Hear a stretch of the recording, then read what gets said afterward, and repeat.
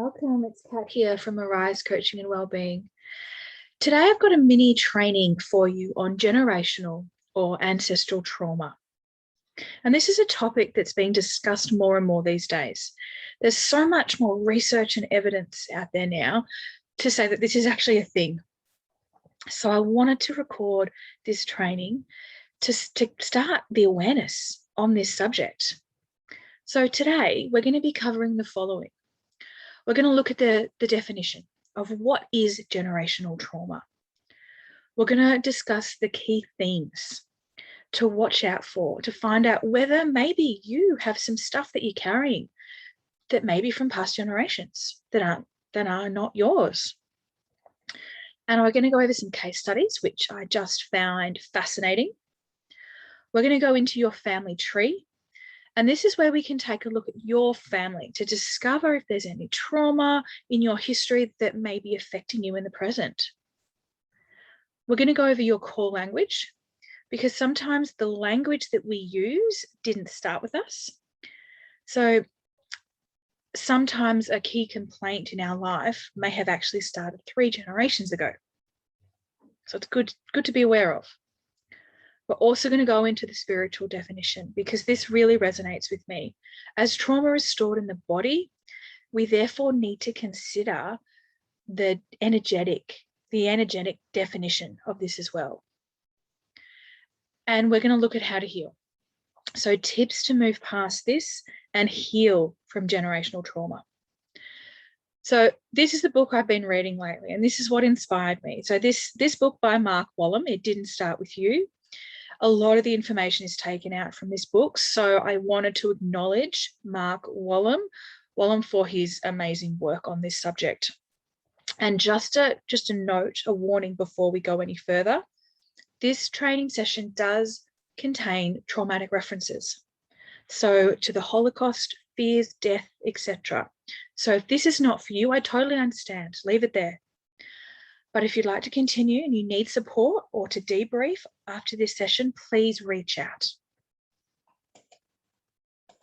All right, so let's start off with what is generational or ancestral trauma? And the mainstream definition is it is traumatic events that have happened in past generations that still heavily affect us in our present generation. So it's stuff we carry from the past. It's stuff that's been passed on to us from past generations, so from our parents and our grandparents. So it's common to see behaviours which are passed on and mirrored. So we see this, for example, with the alcoholic parent passing that on to their children. We see this in the cycle of abuse. Sometimes the stuff we carry, for example, emotions like anger, rage, guilt, sometimes they're not ours. Sometimes we carry limiting beliefs that are not even ours. For example, I'm not good enough or I'm not worthy.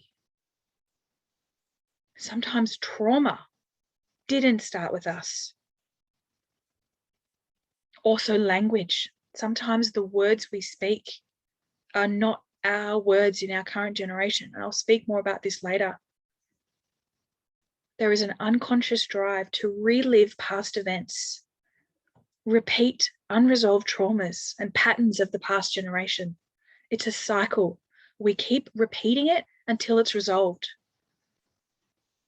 And there's a lot of research and science to back this up. So there's science proving that 1 drop of blood now can prove whether you have ancestors in the Holocaust. And there's evidence that shows that 3 generations, so that's you, your parents and your grandparents, share the same biological environment. So what I mean is the cells that you develop from were present in your mother and your father when they were a fetus in their mother's womb. There's also a lot of research involving the mother and her unborn child and how trauma can be formed and passed on. So a lot of DNA studies. So Dr. Lipton studies DNA, and according to Dr. Lipton, the mother's emotions, so fear, love, anger, hope, all those emotions can biochemically alter the genetic expression of the child. So, for example, chronic repetition emotion. So if the mother's very angry, if there's a lot of fear, if there's a lot of trauma, if there's a lot of stress in her pregnancy, that can imprint on her child, which essentially prepares or pre-programs how the child may adapt to his or her environment, which is all around how the stress hormone crosses the placenta, which is also fascinating. So let's move on to the themes, because there's research and evidence to show that the connection or the lack of connection that we have with our parents really does affect us. So according to Mark Wong, there are 4 unconscious themes that may interrupt the flow of life, that may lead to trauma in our life. So I'm going to go through these themes. And while I do, you may like to have a think about whether these themes resonate with you or maybe describe a situation that you may be going through.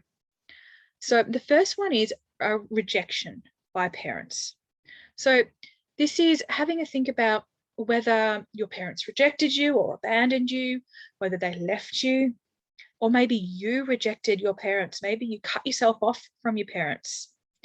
Maybe you were rejected or judged or blamed. So studies have shown that having a stressful relationship with your parents can lead to major health issues later in life and trauma. The next theme is breaking the bond with the mother. So not all trauma is from past generations. So a lot of the trauma starts in our lifetime, and a break in the bond is trauma from our current lifetime. And this could be an early break in the bond or a lacking connection at birth. It could be like being born premature and spending the first few months of life in a humidity crib. Or maybe your mother maybe left you when you were really young. Maybe your mother was ill and you got separated from her. Or maybe you were adopted. That separation from your birth mother. So on this note, I want to talk about early separation, because as a child, we perceive our mother as our world. As infants, a separation from mum is felt like a separation from life, which can result in feeling empty, disconnected, hopelessness, unworthy. And I love this quote: our relationship with our parents is like a metaphor for our life. And what happens when we experience this trauma at such a young age? So trauma before the age of 2, there's no language that can go with that. There's not even any memories, really. So what happens is the trauma gets stored in the body, and we can get physical sensations or images or emotions because we're too young to process the emotional trauma. We're too young to find words. So we store this trauma unconsciously. So in a case study later, I'll explain a little bit more about this. The next theme is merging with a parent's pain or trauma. And this is about if your parents were suffering, did it hurt you to see them suffer? Did you want to take their pain away? Did you recognize your parents' pain as your own? So this could occur if, for example, a child sees her mother unwell or sick or depressed or addicted, and takes on the mother's pain.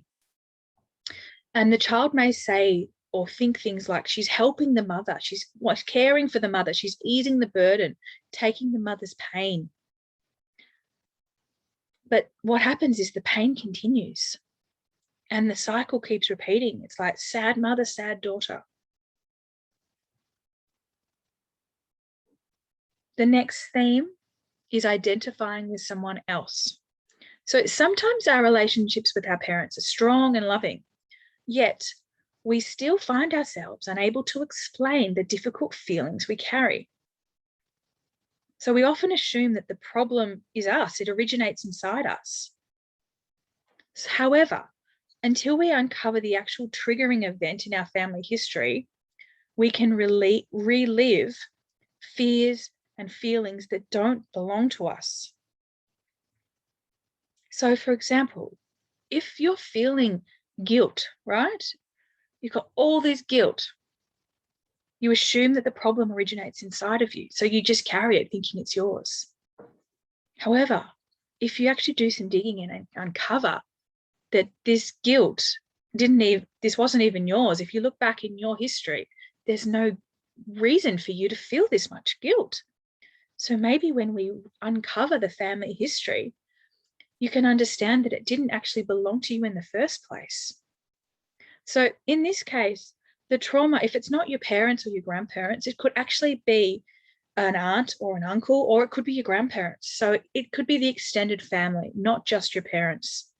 So I'm going to explain these themes with some case studies. So the first 5 case studies were taken out of the book by Mark Wallen. It didn't start with me. They were actual case studies of his clients. So they are true. The names have been changed, of course. Amanda is one of my clients. The name has been changed. And I find this fascinating.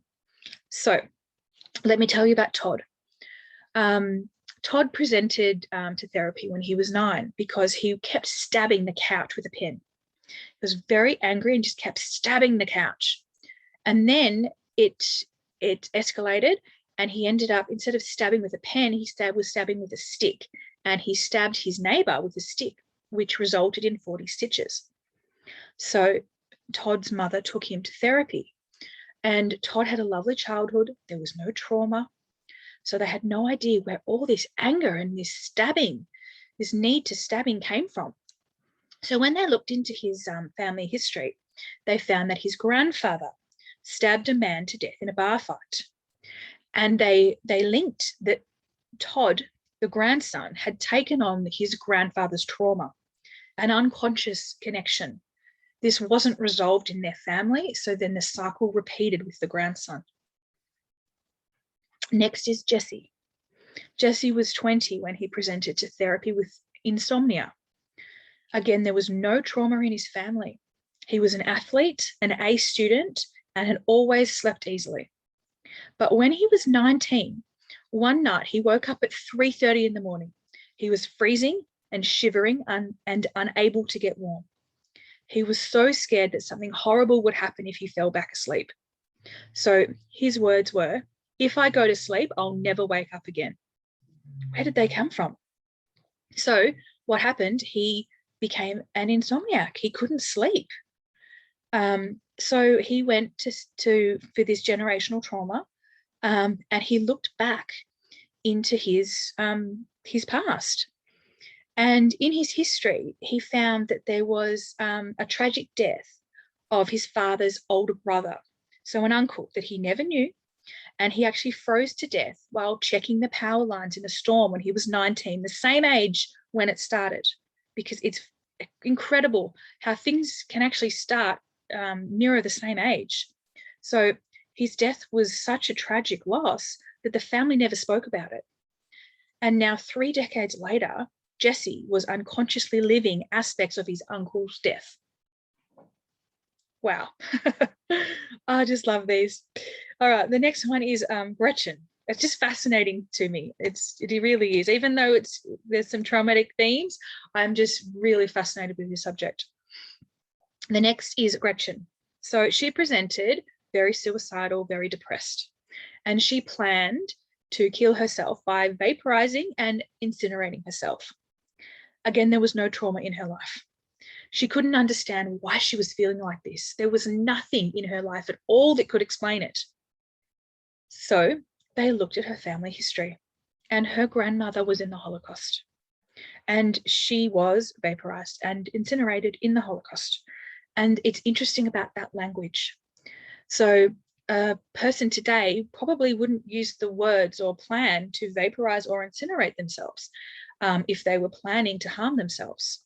However, those are the language of her grandmother. Carson. Okay, so Carson, 26 years old when he presented. At the age of 24, he was in a car accident and nearly drove off a cliff, but he didn't, he was fine. But from that day, he started having panic attacks. And he formed the belief that if he was going to die, his life would amount to nothing. He would leave no legacy and no one would remember him. And he's only 26 years old. So these words weren't really his. It's a very odd regret for a 26-year-old. When we traced that back, the words were true for his father. So Carson's father divorced his mother and lost a custody battle, and he had to give up the rights of his son and never saw Carson again. His father believed that he would leave no legacy and no one would remember him. So to heal this, Carson began healing with his father to restore that bond. Moving on to Steve. Steve also had panic attacks. He had panic attacks when he visited new places. And what happened was he had sensations of feeling like he was passing out, feeling dizzy, like the sky was closing in on him, like there was nothing in his childhood that could create this fear. He used to say things like, I will disappear, I'll be wiped out. So when they looked into Steve's history, Steve also had ancestors in the Holocaust. They were taken from their familiar surroundings. They were out of their homes to prison camps. And basically, they disappeared. They disappeared and they were wiped out. So Amanda, this is a case study of my own. So one of my clients, Amanda, her complaints were lacking confidence, feeling inferior and alone. However, finding the words to describe this was really difficult. So she was more visual and kinesthetic. So it was the feeling. So it was an internal feeling of inferiority that was affecting her present life. And she could describe that feeling as like a sensation, a closing in, a dark kind of feeling inside her. So after discussing the themes with her, we traced her trauma back to when she was born. And she was very prim and she was placed in a humidity crib for the first, couple of months of her life. And being so young, there were no words associated with this. Just a closing in, a dark sensation of being in there, feeling alone, separated from her parents or by herself. And once we identified this root cause, she was able to start moving past this. So when these feelings of alone and inferior crept back into her present life, she could detach from them, knowing that they belonged to her when she was a baby, and they do not serve her now in her present. All right. So I hope you enjoyed those case studies. I want to move on to talking about your family tree. And I want to examine how you're feeling. So do you know where your feelings and emotions stem from? Is the root cause in your life? Or maybe not. So we often assume that the problem originates inside us. And if we look back at our life and we do have events that happened, it probably did start with us. However, until we uncover the actual triggering event in our family history, we can relive fears and feelings that may not belong to us. So it's really important to discover the root cause. If it starts in your lifetime, really good to know. But if it doesn't start in your lifetime and you're carrying something that's not even yours, let's get rid of it. Time to let that go. So we're going to do some digging to see if the stuff you're carrying actually started with you. So I have an exercise for you to do. So grab a notebook and a pen, and you may like to pause this video. So the first thing I want you to do is describe your mother. So just using adjectives, and this just is very quick. So first thing that comes to your mind, things like you could say she was warm, she was caring, she was loving, she was distant, she was angry, she was emotional, she was unavailable. Any words you could use to describe your mother. And while you describe your mother, just have a think what she experienced. Do you know of any trauma in her life? Maybe she went through a divorce, addiction. Maybe she had a miscarriage. So just take some time to jot some dot points down about your mother. And again, you might like to pause this video. And then we're moving on, the same thing for your father. Adjectives to describe your father, and having a think if there's any trauma or what kind of stuff did your dad have to go through.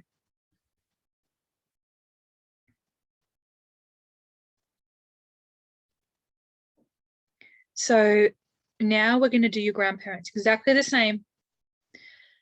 Describing your grandparents on your mother's side and your father's side as best as you can. So if you have not met them, if they are deceased, you can still, if they are deceased, you can still do this exercise as best as you can if you remember. So maybe you remember your mum telling you something about her parents. If you've never met them before, that's okay. Maybe your mother told you something about them. So just do it as best as you can. If there's a gap there, that's okay. Just move on. And then I want you to think about your extended family. Aunts, uncles. Is there any trauma? We're looking at your family tree to see the traumatic events in your life that could have impacted you today.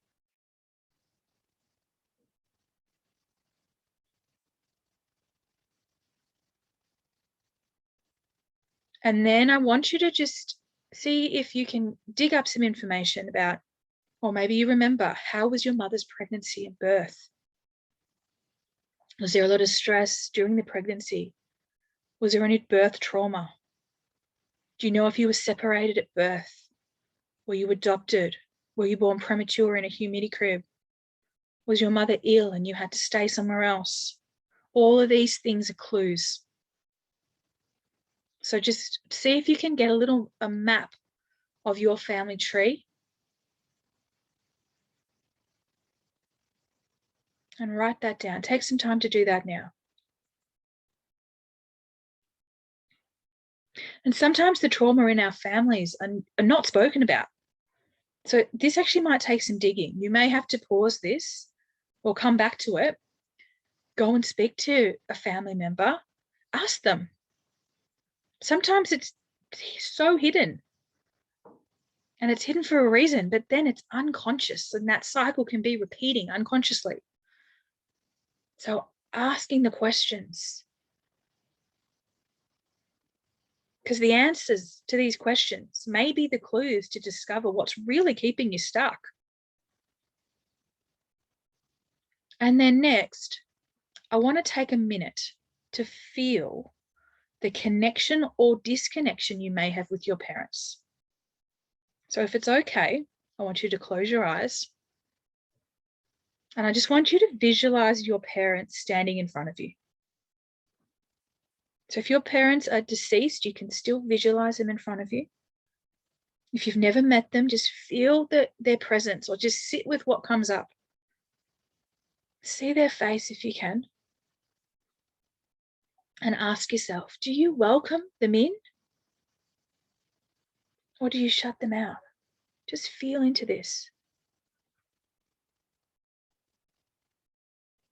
Do you sense them welcoming you? Or do they shut you out? Looking at your mum and your dad, do you experience one differently to another? Do you want to welcome in your dad but not your mum, or welcome in your mum and not your dad? And as you see them, noticing, is your body relaxed or is it tight? Is there resistance? Are you pulling away? I want you to visualize now them taking a step forward, closer to you. And as they come closer to you, do you flinch back? Do you pull away? Or do you welcome them in? And this is really important to find out whether you may have any disconnect with your parents. Because if we truly want deep satisfaction in life, we must first repair any disconnection or broken relationship we have with our parents. Maybe you have some stuff to work out with your parents. And if you want to go deeper with this, you may like to think about the stuff your parents are working on. You could ask yourself, what would you change about your mum and your dad? How could their life be improved? Because sometimes the stuff your parents are working on is also the stuff that you're working on yourself. So just see if you can see any patterns. It's really quite interesting. All right, let's move on to your core language. And the words we use to describe our worries and our struggles can really say more than we realize. So we've learned that sometimes the stuff we carry, so our behaviors, our emotions, our limiting beliefs, are not ours. Also, sometimes our language is not ours. So if you remember the case study of Gretchen, she used the words vaporized and incinerated. These were not the words of her generation. There was no trauma in her lifetime. So her language and her trauma stemmed back to her grandmother. So I want to explore your language, as your language could be another clue to your puzzle. So here is the next exercise. I want you to write down your top complaints. Are there any repeating patterns in your life? Any repeating behaviors that you wish you didn't do? Habits, anything like that? Then I want you to write down your biggest problems in your life. And I want you to listen for the language you use to describe these problems. Then I want you to really sit with this one and accept what comes up. What is your greatest fear? And if something surface level comes up, so say it's sharks, right? You could then go a bit deeper. You could say, all right, sharks, what am I really afraid of? What's underneath the sharks? Is it death? Maybe. So go a bit deeper. See if we can get to kind of the root of the fear here. And you also might like to ask yourself, what is the worst thing that could happen to someone else?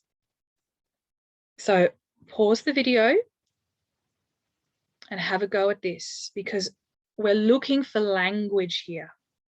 So I'll give you an example first. So for me, these are the things that I wrote down. I wrote down addiction, stress, disconnection for my top complaints and problems. I wrote down shame, regret, not good enough, alone, rejected. My greatest fears, being alone, being rejected, losing my family. And when you write these things down, I want you to sit with them. I want you to feel the emotions. And we're looking for words which carry a strong emotional charge. So when I look back at my list, the words alone and rejected are very strong for me. And when I think about it, they seem to form a pattern in my life. So I want you to do your work now. See if you can answer these 4 questions. Pause if you need to, and we'll move on after you've done that. Because we have to ask, do they start with me? So my strong words were alone and rejected. Can I recall events in my life that may have made me feel alone or rejected? So I can do some digging in my lifetime. If not, if I can't think of any events that made me feel alone or rejected, I could ask, who in my family may have experienced this? Did my parents or grandparents feel this way too? So are these words actually mine? Could I be reliving someone else's trauma? Very interesting questions to ask yourself, because locating the rightful owner of the trauma can bring about healing, peace, and understanding. So get curious. Ask yourself these questions. Did my stuff start with me? Or am I carrying stuff from previous generations?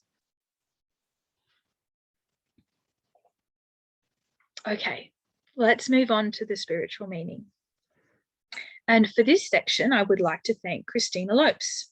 And you can find a lot of her work on YouTube. She is amazing. And she speaks about energy and our chakra systems and how trauma is stored in the body. So our chakras are the energy systems in our body. So we know that disease and illness, gets passed on biologically. And we're also seeing that trauma gets passed on too, but it gets passed on energetically. So it gets passed on and programmed into our root chakra. It gets passed on through our chakra systems.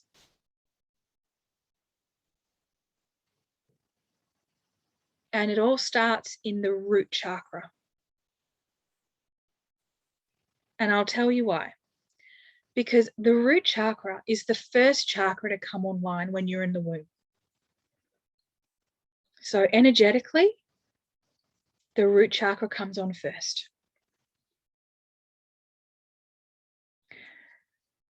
And the root chakra is our first chakra. So when we're looking at behavior change, and if you're just working on healing by changing your behaviors, this behavior change alone won't necessarily work, because to heal, you also have to look at the energy. You also have to look at the energy perspective, and it all starts in that root chakra. And the root chakra is involved with the feelings of connection, of safety, of family. It's crucial for survival, security. It's really the foundation of everything. So the next two chakras to come online. So after the root chakra is formed and developed, when we're growing as a fetus, the next energy center to come on is the sacral, and then the solar plexus. So this is also that's passed on. And the sacral is around bonding with others, and it's around our sexual system. And the solar plexus is our center of self-worth. It's our personal power and identity. So to heal from generational trauma, we need to look at the energy. We need to be healing the root chakra, the sacral, the solar plexus, because they're the chakras that store the imprints. They store the trauma. It gets passed on from our mother and our grandmother, because we know we all share the same biological environment. So when we are growing in the womb, that is where the trauma is stored from an energetic perspective. So, how to heal? How do you heal from generational trauma? The first step is always awareness. Everything starts with awareness and conscious awareness. The moment you become aware of the programming and where this all started, so the root cause, so the moment you become aware of this, the trauma will start to lose its grip. And understanding can really help bring that inner peace and healing.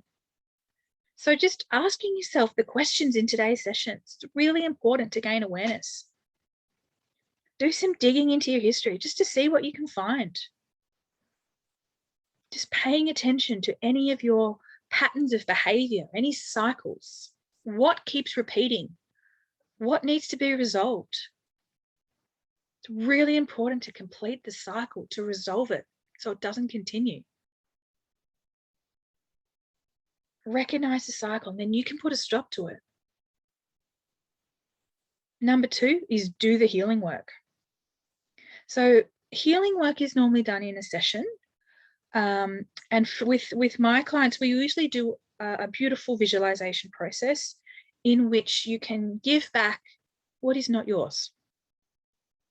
So if there's a disconnection between the family, it's about moving into the space of forgiveness and taking action steps to heal this connection. So I really want you to be aware of here. Please note that when you do this healing work, the change occurs in you. So if you're healing, if you're visualizing your parents, if you're giving stuff back to them, even if you're working on giving stuff back to someone who's not with us, who's deceased, right? When the healing is in you, you can still be giving these things back. We're not changing your parents. We're not healing your parents. Your parents won't be different. The relationship may stay the same. However, your perspective internally will be so different. You're not healing them, you're healing you. We can't change our parents, but you can change the way you hold them and perceive them inside of you. That's when the forgiveness comes in. It's a beautiful process. And then on a spiritual level, if you're looking to do the healing, it's around balancing the chakras. And there's many, many ways to do this.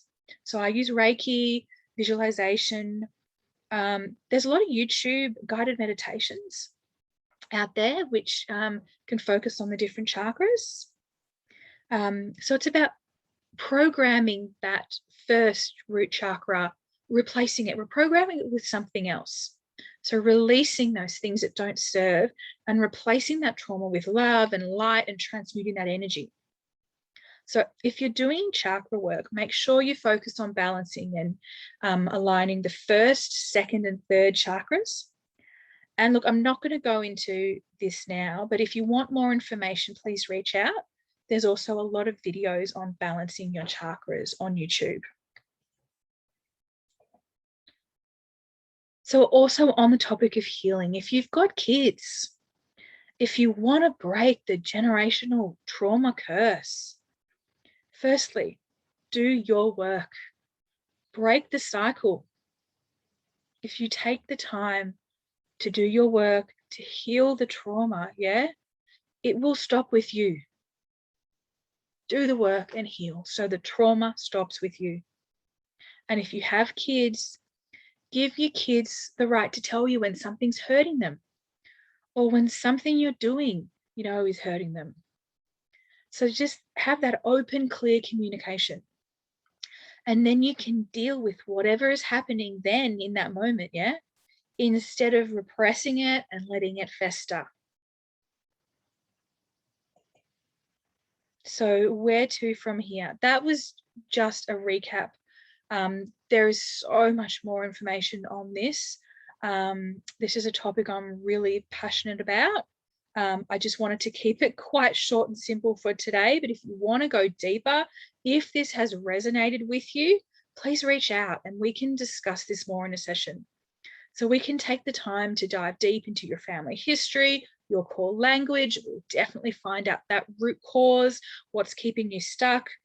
And then we can clear what needs to be cleared, let go, give back what needs to be given back to its rightful owner and heal so you can stop the cycle, so it can stop with you.